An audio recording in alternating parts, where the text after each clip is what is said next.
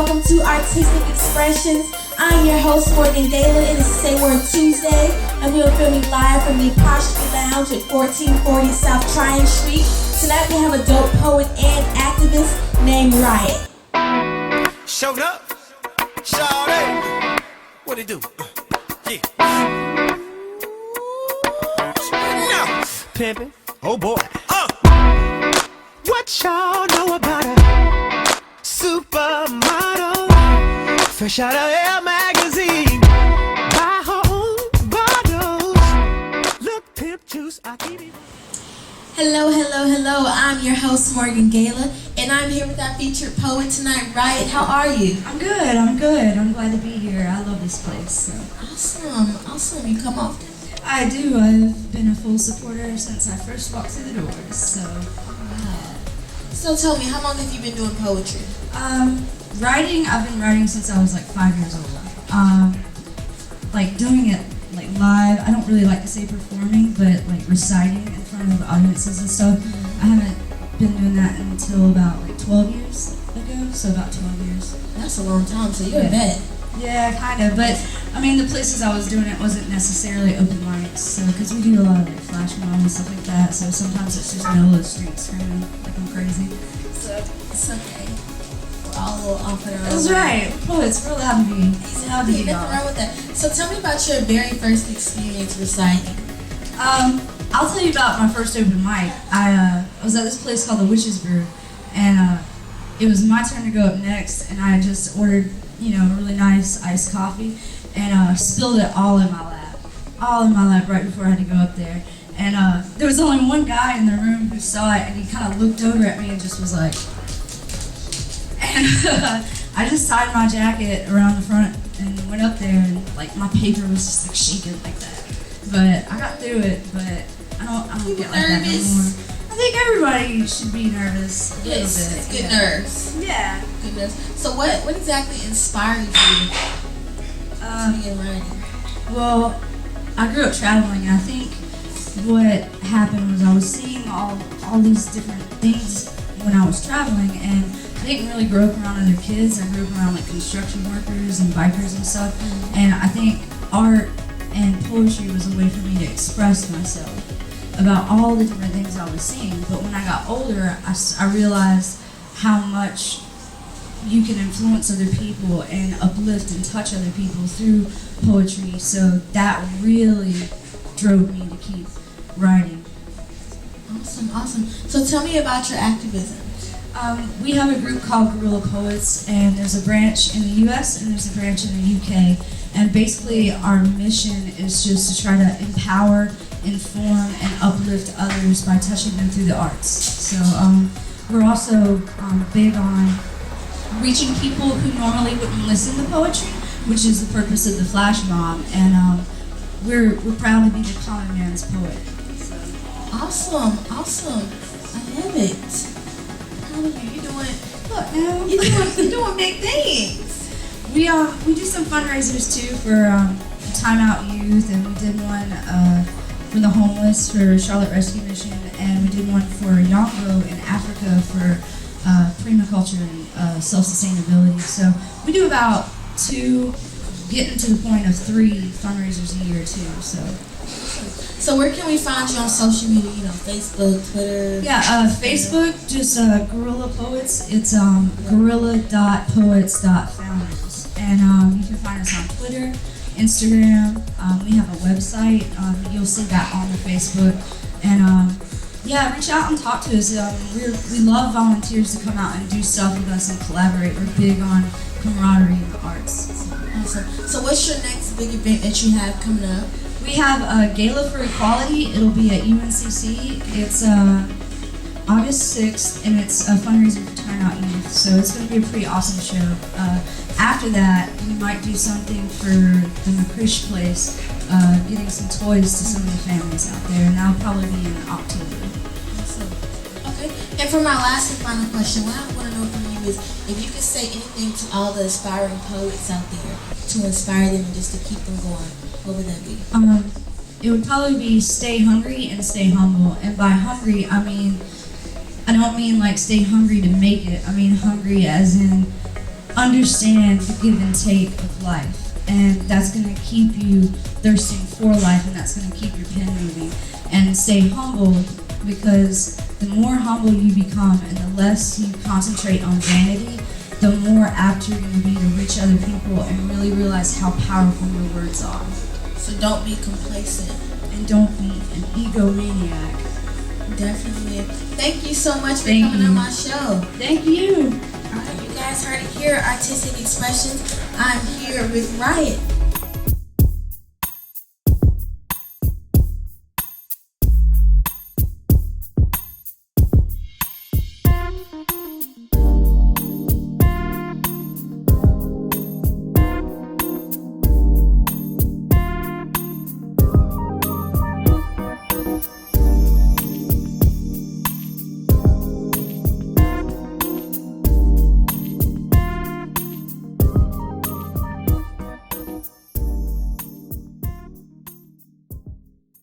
Ladies and gentlemen, get ready and put your hands together for Riot! If you've ever been somewhere and you've kind of put like a problem on the back burner of your mind, and then a song comes on that's just too perfect for the moment. The irony of it all, right? So this is about. I have to do this little intro so you understand though. There's how many people here know about Flight 1549, the plane that crashed into the Hudson? Right. All right. Flight 1549 was the airplane that crashed into the Hudson. The cause of the crash was a flock of geese that had hit the engines in mid-flight. Flight 1549 used the call sign Cactus 1539. Hit birds. We've lost thrust on both engines. We're turning back towards LaGuardia. If I stay here with you, boy, things just couldn't be the same. 'Cause I'm as free as a bird now. And this bird, you cannot change. David is playing Free Bird. The bird leaves his mouth like a guillotine blade, slices the head off my last propped up mannequin excuse with his wings, doubles back at the chorus, kamikazes into my beaten and bolted chest. I sit in a metal chair, watching pieces of my heart slide off itself. It falls like blood snow. Soft and stark, accumulates till I'm up to my eyes in revelation.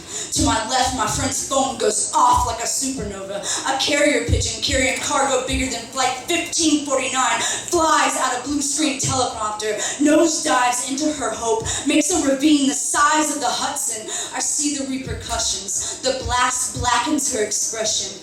Her chest is a rose unfolding its petals like passengers. Every single one falls like blood snow.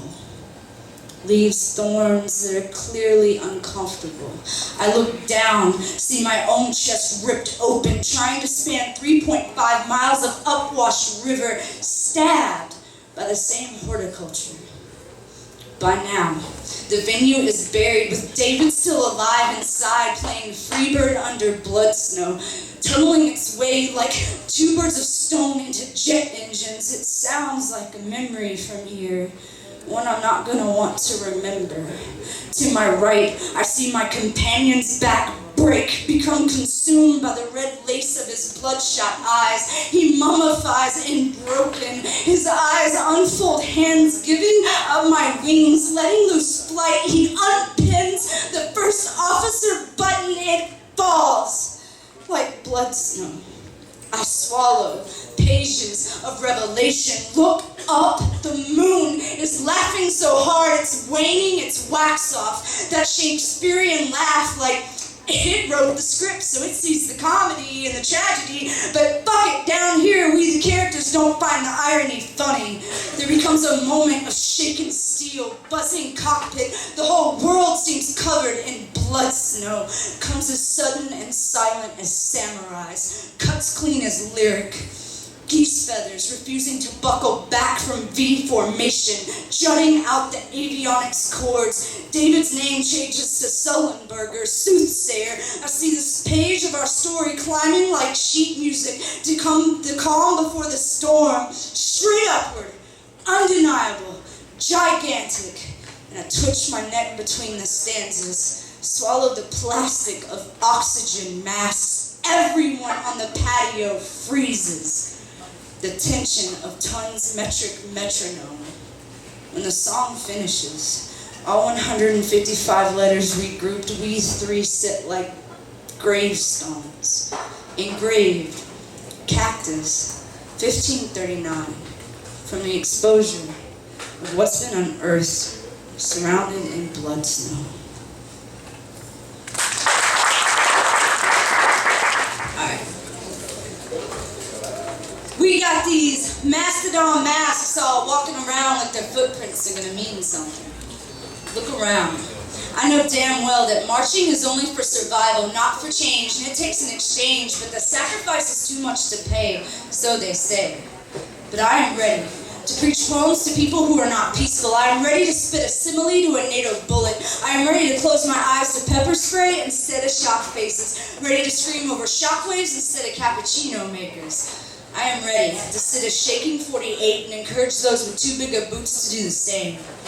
They told me I was born in a wisp off the arc of Joan's hair, that somehow it blew in my ancestors' eyes while witnessing that woman burn for her belief. I am told that courage stayed through the streams and caught fire when it reached my breach. They told me Tuckamuskie must have let a feather fell when he died, and the wind that carried it blew my lungs alive, that I was born from love and blood in the middle of a revolution. Now I got all these spirits still burning, raising hell in my veins, and I got all these masks that portray the same when they're really just on parade for a sum of coin eyes that don't blink back anything but penniless pride and dollar signs. I got arms that want to paint poems on buildings caught between riots to stop the breakage. I got a voice that wants to raise the dead so they can take revenge on this nation. I got a tongue that wants to keep the people fighting. But what good can a fighter do in a country that would rather lay dying? That's about it. I know there's a lot to be given, but I'd rather die by poetry than use it to make a living. I'd rather go down Narada and be labeled dangerous than be honored as a laureate. I'd rather fight the corruption than succumb to the mass of it. I'd rather know that these words defended temples, crumbled monuments, encouraged those who value justice, be seen as a witness, rather than those who write for their own fucking bored existence.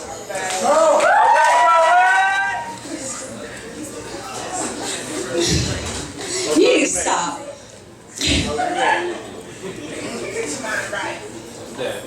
I am denouncing the white race. Talk about it. And going back to my roots, the 50% of my...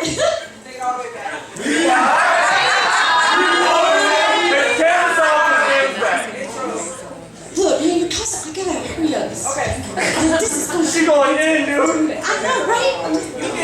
Alright.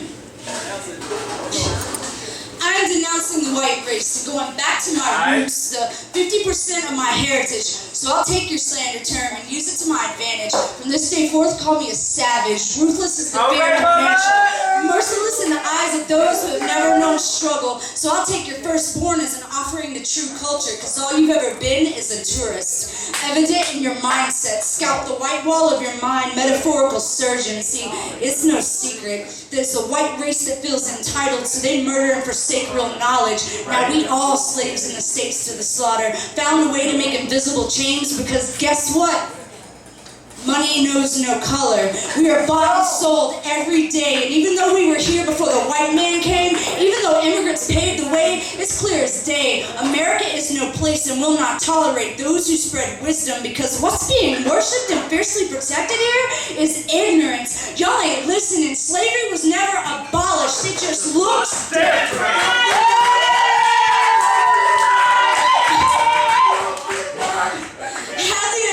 To call it a melting pot when it's stirred with indifference. Right. And they even got the poor community defending the system, because it makes a southern white man without a penny to his name even feel privileged.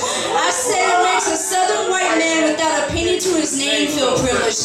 There's 100 different things fucked up about that sentence. See, in his eyes, he'll stay a slave to his rich master because surely they on the same side since their skin's similar. Y'all ain't listening. Blind is the sheep and the shepherd is ignorance. So I'm herding buffalo and calling on some ancestral spirits. Pull the Cheyenne Indian in my marrow up to the surface and send some smoke signals. Paint my face with the color of all tribes and write my words like the sacred dog rides for freedom to bring truth to all minds. Keep your church out of my church. You're blocking the entrance. See, poetry is my gateway to Eden, and I can't get by your restricted, rescripted scriptures. Got me bleeding to death on the doorstep while you think you saving sinners. I don't know what pew you crawled out from, or why you think your stripes lead a trail like breadcrumbs to deliverance, especially when your sliced bread is cut out in fundamentalist context in the shapes of wrongfulness, and you shoving handfuls of it down the throats of those who are already choking. See, I know all about saving souls too, and I got a whole room waiting to get in, but your Bible blocking the view. If I wanted to hear a sermon, I would have came to church to see you. But oh, that's right. They said that God left the four walls of the church because of people like you. You might want to look around this room, see if any of these faces look familiar. Got me asking if you sitting in an empty sermon, wondering where your sheep went and came looking for them. Don't be nice, poet! Flocks of fleece sometimes need to be free in a wide open valley to get clean, and there ain't no washing like the flow of poetry. Your finger pointing turned lashes. See, you want to give your reason for being here is because Jesus sat with the outcasts and the whore of Babylon? Wait, the whore of Babylon, right?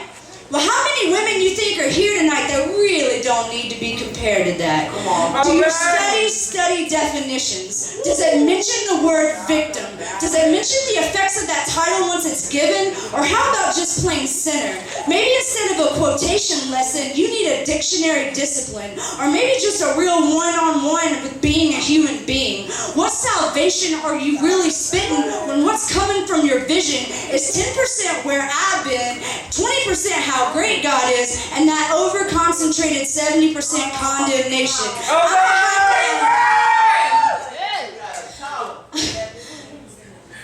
What salvation are you really spitting when what's coming from your vision is 10% where I've been, 20% how great God is, and that over-concentrated 70% condemnation? I'm going to have to ask you to have a spiritual observation and maybe break bread into better halves to offer more nourishment rather than over-produced product of fear, over-produced product of hatred, over-produced product of religion. You speaking a lot of mighty and high on high, but I ain't seeing the spirit. And I ain't seeing any sheep climbing any hills you leading to see over a valley of darkness. Because no matter how much brimstone you spark for that fire, it always seems to resemble torches instead of love light, don't it? Preacher, I appreciate the sermon, but every single person at this open mic got stripes too, and we all waiting to get through to the healing.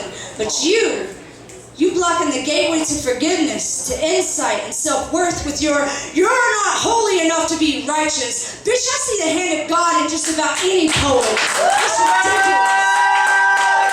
So please, you can praise him all you want, but not for the whole time slot. We got people here that need the warmth to bear their nakedness. You remember, it's called confession. And it's got me feeding for an uprising of your congregation. How can you take the hand of the people with your hand clutched on that black book? How are you going to see the eyes of the souls you're trying to touch if all you're doing is looking up? Is it you that's missing the connection? This here is an open mic for enlightenment, but you're standing at the entrance with your list all piled up of who's doing what. Pastor, you're using poetry like it's a product to sell your sermon instead of the other way around. So please, keep your church out of my church so it can be a holy one now. Thank you guys so much for tuning in to Artistic Expressions. I'm your host, Morgan Gayla. We are filming live from the Apostrophe Lounge at 1440 South Tryon Street, Charlotte, North Carolina for Say Word Tuesdays. Tonight we had a dope featured poet and activist named Riot. Peace and blessings.